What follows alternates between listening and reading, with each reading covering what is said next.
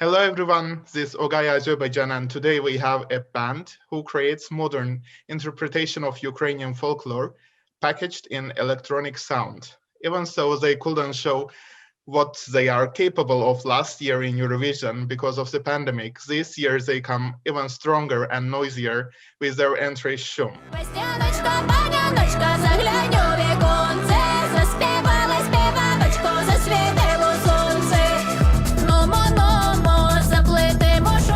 Today we will get to know the Ukrainian electro-folk band OGAE. Hello guys and welcome. Hi. Let's start with introduction. Can you please tell us who is OGAE and how the band created? The band created is Taras. I was the founder of the band. It's about 8 years ago in 2012. Several months after the foundation, I met Kate. Right now, OGAE is a 4-piece band, so we have Katerina Pavlenko on vocals, myself on keyboards, percussion, and sound production, and everything connected to that. We also have Igor Didenchuk. He's a woodwinds player, and not only woodwinds, different stuff that you can blow and make some sound out of it. Jews harp and many other, double bass actually, and he's also a back vocalist for OGAE. And we also have Ivan Grigoryak. He's a guitar player. The name of the band consists of actually two symbols: the word English "go," like to go, and ancient Latin letter alpha, which refers to beginning, roots, maybe homeland, even God to somebody. So the translation of the name of our band is going back to our roots. And can you tell me who is your musical inspiration? Sometimes you go outside, see what's a beautiful weather, birds are singing and people are smiling, and that's the best inspiration ever. Kate wanted to name some artists. It's not artists, it's Ukrainian culture and Ukrainian folklore, because we want to represent our Ukrainian culture in Europe, in all the world, because I think that our culture is so unique, and our music, скажи, головна, наша причина, чому займаємося музикою, це показати світу нас. I'll be an interpreter for that. What Kate wanted to say is that the main thing, why are we doing this, why are we making music as OGAE, is that we want to show Ukrainian music and Ukrainian culture to the rest of the world. We also know you have participated lots of festivals. Can you tell me how actually it's important for artists to participate in such festivals? I think it's very important for artists like ourselves. First of all, because like our goal is to present Ukrainian culture and music to the rest of the world, and sometimes when you do a concert, say in Poland or in Israel, and you see people's faces, you see their reaction, and sometimes this reaction is even stronger than here back in Ukraine. There's this thing, I don't think it's only in Ukraine, but in like post-Soviet countries, that in order to become popular in your country, you must tell everyone, listen to us, we are cool, we are the best. And if you don't tell this, you're not popular. And sometimes when you get some concerts abroad, it gains you popularity in your home country. My next question is to Katerina.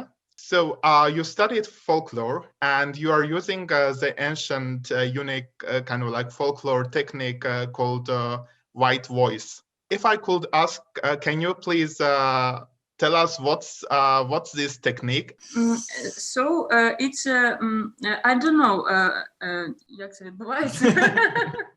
Just я вдихаю повітря в себе і потім випускаю звуки в себе. Okay. She says that she just inhales and then she exhales with the sound, and that's it. The main thing about Kate is she just found some resonance in her voice and something. So of course she studied it for a long time, but she found that voice before. She had begun her study. Yeah. Yeah. So, and then she just altered it a little bit and so on. So besides native Ukrainian vocals, Kate sings in extreme vocals, like an extreme metal style. And to fully explain how it is done, I don't know if it's possible to do it, in 1 minute. It's special like registers in the voice that you need to use. I don't know what kind of registers they are because I don't sing. Maybe when I was small, I was here, my grandmother, and she singing me Ukrainian song, and I feel it, I hear it, and I mimicked the style of her grandmother. Yeah. Жито не дожала, and white voice. Жито не дожала. Oh my God. Oh wow. So you hear the difference. Yes. Wow. That's amazing. Thank you. I wish I could also do that. Then in 2016, guys, you released your first album, Idina Zvuk, which covers 10 songs, including the song which brought you popularity, Vesnyanka. Can you please elaborate how the idea came to release this album? This album was like a bottom line for all the songs we did at that period of time. So we didn't have the intention just to release some long play thing. We just had several songs we already had played at our concerts, and we thought that it would be a great thing just to release them, not like singles, but the whole album as well. Unfortunately, I cannot say that the album is covered by one idea or something. It's just several songs just brought into one long play right now. Besides preparing for Eurovision, we are also preparing the next long play. We presented 3 songs to Ukrainian jury, but we have more than 3 songs. And we thought that it would be a very good idea to release them again, not like several singles, but as an EP or even an album. And I think after the Eurovision, you can expect EP or an album from us. This time, our release will be covered by one big idea. So, and every song will be a chapter of the, so to say, book we wrote when Kate thought about one interesting topic that was covered many times in media and in many in movies even, but we think that it was covered just only from one side. We want to show the other side of that matter. Shum and second Shum, it's 1 and 2 a chapter on these stories. Of these stories. Yeah, so the Shum is the beginning of the idea we want to say on our album. For now, we cannot say more. Okay. Wait. Then in 2017, you collaborated with Ukrainian artist Katya Chilly on Щедрий вечір.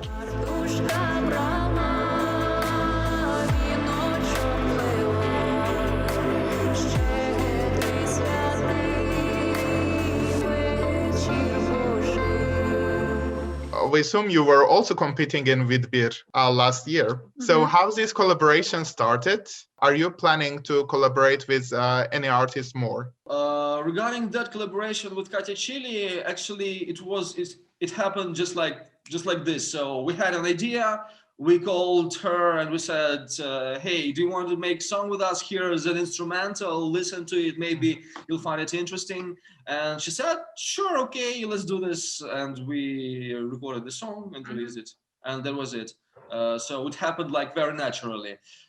Regarding possible collaborations in future, we want to make a good song, we want to make good music, and if we'll find somebody to collaborate with and we'll feel like it will be very cool and even cooler than we do just as the band, we of course we would do that. You made a cover of Verka Serduchka's Lasha Tumbai. 7, I lulu, 7, I 2, 7, I lulu, I 2, 3, tanzen. How this idea came, and are we expecting more of this kind of covers of Eurovision songs? Actually, this cover was made because of the Eurovision. It was a Eurovision home concerts events, and every Eurovision participant, 2020 participant, needed to present several covers. There should have been a vote at the Eurovision site. Mm-hmm. And Eurofans had decided which one would it be, so which cover. So we have prepared 4 songs, but 2 of them were, very popular among other participants. So we've been said, okay, so take 2, and we'll choose, and Eurofans will choose. So we took 2 songs, "Dancing Lasha Tumbai" by Verka Serduchka and "On Fire" by The Roop. You know the results of the voting. It was Verka Serduchka, and we did a cover, but we wanted to do it in like our style, not just re-sing it, but do something interesting, something different. But this Roop's "On Fire" you didn't release. No, we didn't, and well, we wanted to do that, of course, because we like that song very much. "On Fire," but there are some copyright issues and legal issues and so on, and we just can't do it. That's the reason why we cannot perform our cover of Verka Serduchka live. Last year, you won the contest with Vidbir.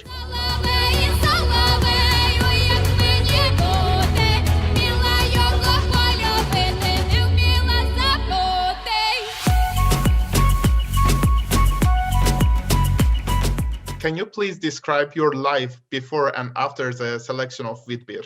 More interviews, more phone calls. Well, actually, a lot of people ask us about how our life changed. In some way, it has changed a lot.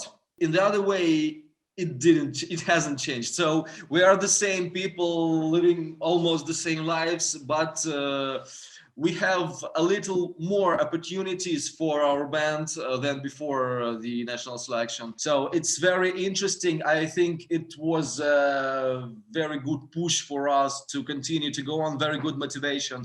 Of course, it takes a lot of time, but still, I think it was what we needed. But actually, this victory didn't last long due to pandemic. How did the pandemic affect you and your musical career? We cannot have a concert. Yeah, so in 2020. The worst thing is we don't play live. So we had a joke inside of our band that before the national selection we had more gigs than after the selection. So by the way, we had a first live concert in 2021. Yeah, the first one in the year. But in 2020 we had 2 concerts. I believe 5 or something. It's not a concert. Okay. One concert was in Poland and one concert little in Ukraine. In near Kiev, in Prague. I remember. So that's the main thing, that we hadn't have any concerts, and as you might know, it's for most musicians, including ourselves, is the main way to make money. So like we stopped to eat foie gras and something and truffles, started to eat fast food. I'm joking, of course. The pandemic and the lockdown had several interesting moments, like we had time to do many things we hadn't time for that before, improve ourselves as musicians, as people, but still we miss concerts very much. So it's like we dream about when the pandemic will end and we can go on tour just to say, to look people in the eyes and to say thank you for choosing us, for believing in us. Last year, you were supposed to represent with Solovey, but as a rule, a new year, a new song. So this year you presented 3 songs, Rano, Shum, and Tsirkovka. Okay, so it was 2 shows, but we'll talk about that later. Okay. A jury made the choice of Shum, but which one was your own favorite? All of this song is my favorite. I like a song Tsirkovka because it's a song very atmospheric, and I feel emotion in this. I try to продемонстрировать эмоцию в своей песне максимально. To show all the emotions. Something like that. Something like that. Well, I kind of like understand a little, but yeah. I mean, out of those 3 songs, the Shum was the only song that wasn't written for Eurovision. Yeah. And so when we did Shum, it was in summer. We thought that the pandemic would be over soon, and we wanted to do a song for the concerts. So regarding that, the Shum is the ancient Ukrainian dance. And we wanted to do this song in order to do the dance on our concerts. So, and we thought that it would be a great idea, and regarding the tempo increase in the song, so it would be a banger for concerts. And actually, we were pretty much surprised when we found out that it would be our Eurovision entry. But still, we thought that it's a good idea.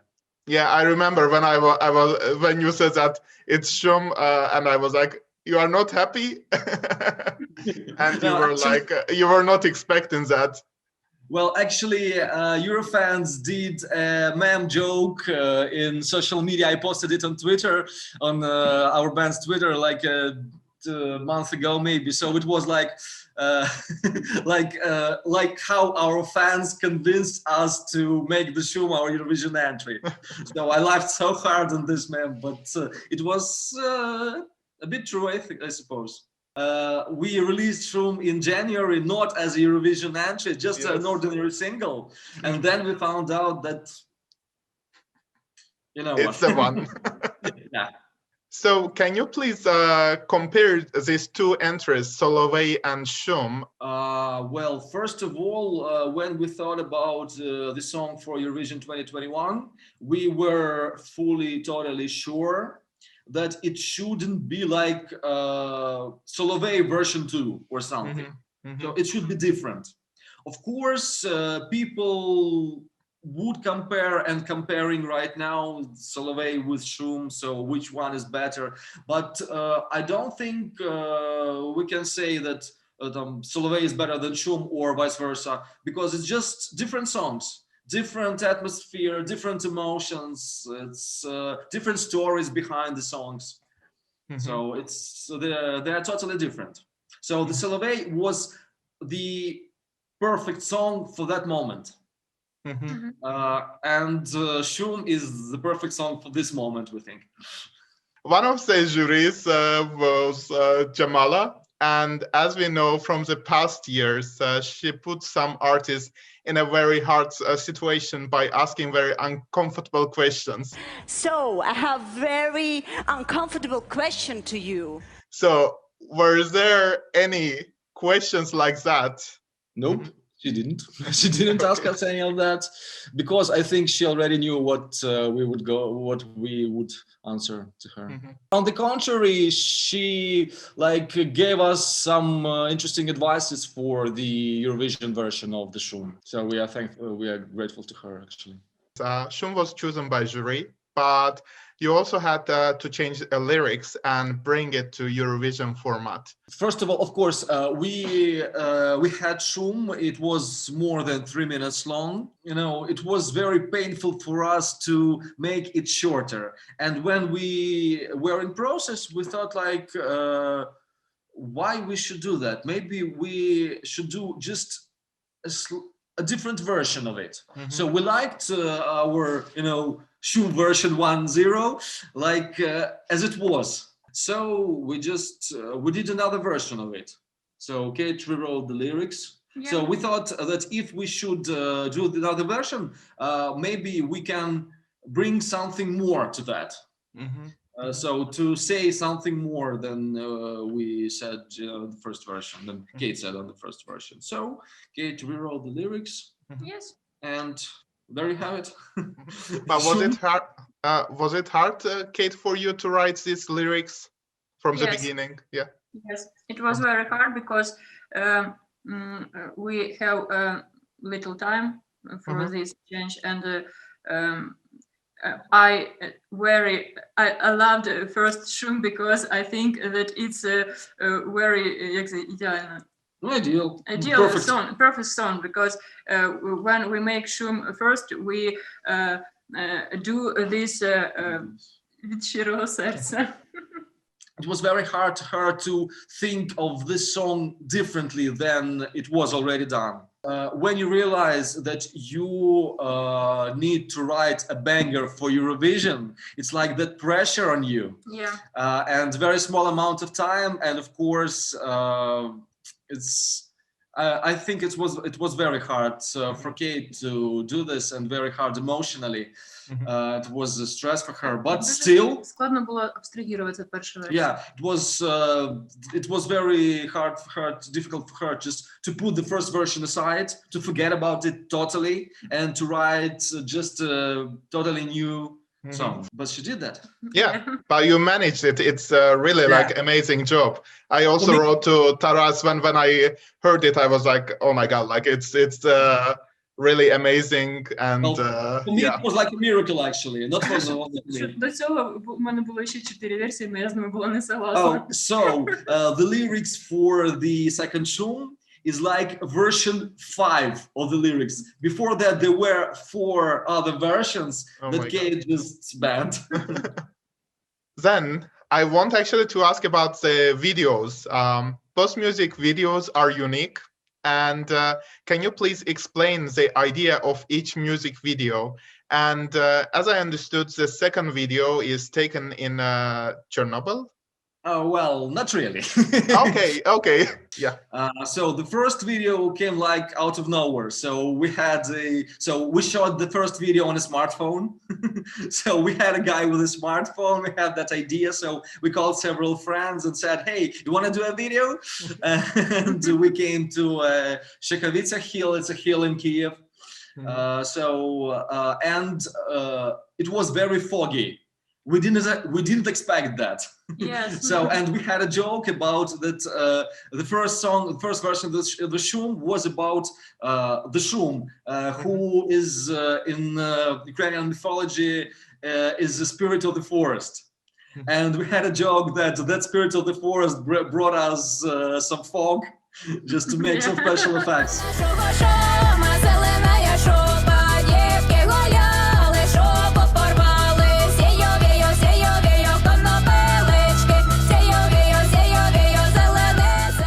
Had like 3 or 3.5 hours shooting time because we depended on the daylight. And we just came there, shot it very quickly because it was very windy and very cold. Oh yeah. And that's it. So we had 3 hours of shooting time. Then the guy just edited it. Also on a smartphone. Yeah, and we released it. So we just first of all we wanted to show people that in order to make a music video you sometimes don't need an expensive equipment or something. You just need an idea. And we wanted to show that in our times of pandemic or the lockdown, we can do something together. We can be a part of something bigger, So it was the first video, and the second video we wanted to do a sequel, like a second part of the Shum as a song. It was like a continuation of the first version. The same thing we wanted to do with the video. So there were some shots of Chernobyl, but we didn't shoot there because it's a restricted area. You cannot just go there. So we shot in 2 different locations, if I'm not mistaken. So one in the forest, because it was near the bird sanctuary. The second location is also near the Kiev with that Mad Max type vehicle. Заплетися, що ми барвіночком, я тобі співаю весняночку, сію, сію, сію, сію, конопилички. Дуже про байкерів. Yeah. Oh, and actually, the vehicle you saw in the video, it was made by Christian bikers. Oh, okay. Yeah. So we met them. We spoke with, talked with them. They had turned to be quite interesting people, actually. So I think we made friends with them even. Nice. So and. The main thing that connected our two videos is the cold. It was freezing. First time we shot the video and the second time also. So especially when we shot on the vehicle, it was like very windy, very cold. But still, I think it was like great shots. And when we was rode in our car and like a bird, I feel that my head will turn to ice. Yes, will turn to ice, and я дуже боялась, що я захворію. She was afraid that she would get sick or something. Ну, я чувствувала адреналін, це було прям круто. Yeah, but adrenaline rush was quite nice. So as I said, we tried to do like a sequel, like 2 parts of the video. The second part it's like we're finished shooting the first video and then we jump on a vehicle, something like that. And next question from Valeria Avramenko. It's a friend from Ukraine. I love how in your last video you combine ethnic elements with the steampunk feel. It really gives like Mad Max vibes and all. And could you please tell us who is behind your costume design? Actually, it was the director of our video, Maxim Tuzhilin, who just he didn't design those costumes. He found them somewhere. And it's like it fit us. It perfectly fit us, those costumes. So Kate was pretty much like a Trinity from the Matrix. Yeah, and the other guys, including myself, were like some steampunk, post-apocalyptic things, style costumes and something. And the vehicle also like was a little bit steampunk, a little bit Mad Max-like. As soon as you released your music video, you were also attacked by UA Animals, who claims that in the video you used an endangered bird. The group even plans a zoo protection rally on this regard to demand ban of animal exploitation for photo services. What you can say about it? So our idea was just to draw attention to the animals and birds of the Red Book of Ukraine. It was a rare eagle that is on the Red Book of Ukraine, of animals in Ukraine. This hawk was kept in a bird sanctuary because when ornithologists found him, the bird was very young, and she, if I'm not mistaken, she was with a broken wing or something. She was sick, or it broke something, and it wouldn't be alive right now if it was for ornithologists from the bird sanctuary.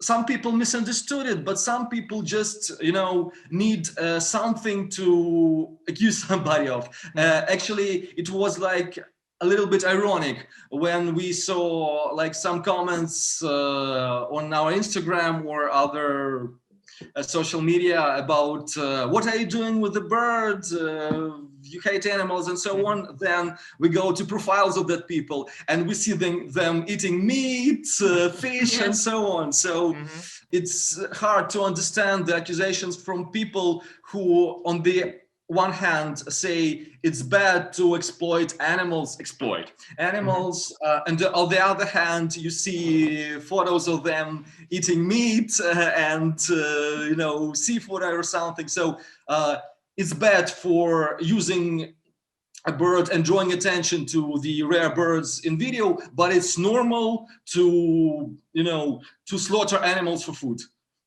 Something is wrong here, How are the preparation for Rotterdam going? And have you done any shooting for the promo video? Right now, we're in the process of making our performance.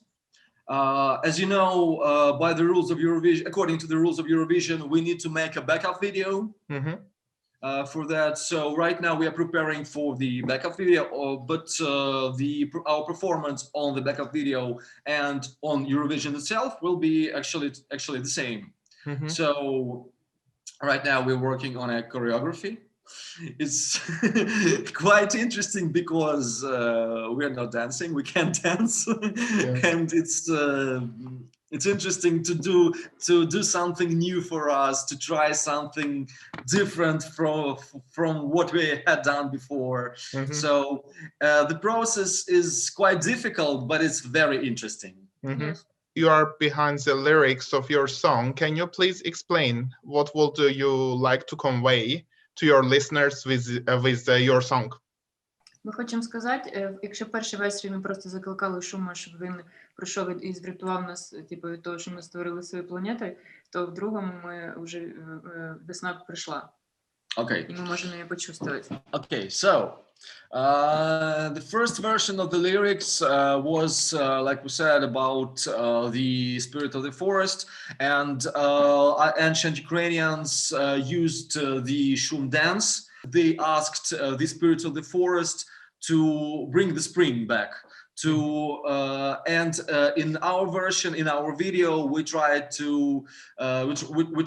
show that we are not just asking for the spring. We're asking for the spirits to help us with what we've done to this world, just to change ourselves in order to had better lives, better influence on the nature, on the earth itself. It was the first version of the video, and the second one was about that.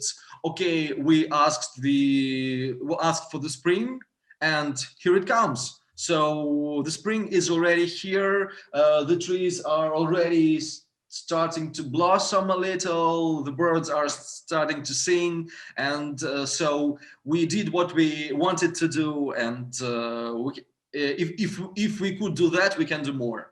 Also, this is the first time in history that a song in Eurovision is completely in Ukrainian language from Ukrainian side.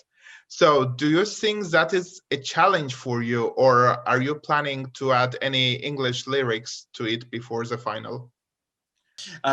So there won't be any English lyrics. Actually, all our songs are in Ukrainian. As we were saying, our goal is to present Ukrainian music and Ukrainian culture to the Europe. And if we'll translate the song into English or any other language, it won't sound like us anymore. So the main thing of Kate's voice, of the native Ukrainian voice technique, is that the song should be in Ukrainian because of phonetics and those language things. You will compete in the first semi-final in Rotterdam. Have you heard any of the other songs which will compete against, and are there any songs you like or you see as the biggest competition to yourself? Of course, Eurovision is a contest. Of course, I don't see it as a contest where you have to win no matter what or something. It's for us, it's more like a celebration of music. It's like a way for the people, for your fans, to find out some new names, new artists. And in the first semi-final, there are several very interesting artists. For example, like Lithuanians, the group. Let's discotheque right at my home. It is okay to dance alone, dance alone, dance alone, dance alone, dance alone. I got the moves. It's gonna. I like their new song very much. Okay, don't. Why? Doesn't. No? No. This year's? Yes. Discotheque? Do you Yes. like it? Yes. Really? Yes. Okay. But попереднє як буде. Просто Pre- попереднє previous- мені більше okay, подобалось. so she said that the previous song on fire was better, Yeah. but I don't think so. But who cares? Actually, there are some I interesting. like Iceland. I like John. Jon from Switzerland.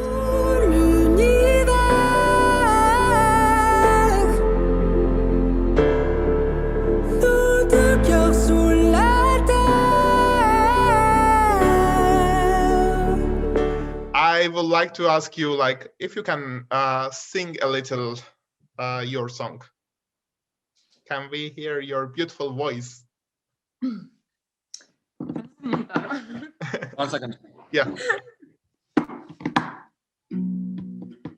Весняночка, весняночка, де ти зимувала, у садочку на клиночку сорочечку брала, там у лісі на лісі слова додує, заспіваю співаночку, нехай вона чує, заплетися шумом первіночку, я тобі співаю весняночку, сію, сію, сію, сію, конопелечки, сію, сію, сію, сію, зеленесенькі.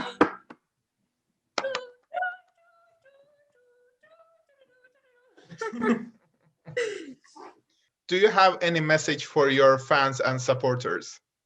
Салам, Азербайджан. Biz Rotterdam da Seskü Salazay. Не гни патик. No, it's not that. In our language, we have a joke. Well, actually, it's not a joke, but we've made it a joke. It sounds like "ne gni patik." What it actually means. So the literal translation: "Don't curve a stick." But what it really means is "Don't worry." Yeah. So everything will be fine, no matter what. Just don't worry. I think it's the main message we wanted to say to everybody, including our fans in Azerbaijan, and to every people. Don't worry. Everything will come to its place sooner or later. Just believe in it. Guys, thank you very much for your time to make this interview real. I really hope you enjoyed it as much as I did. And I wish you a very good luck in Eurovision Song Contest and hope it will be a successful one. Thank you very much. Thank you. Thank you, and thanks for the interview. Bye. Bye. Have a good Thank day. you.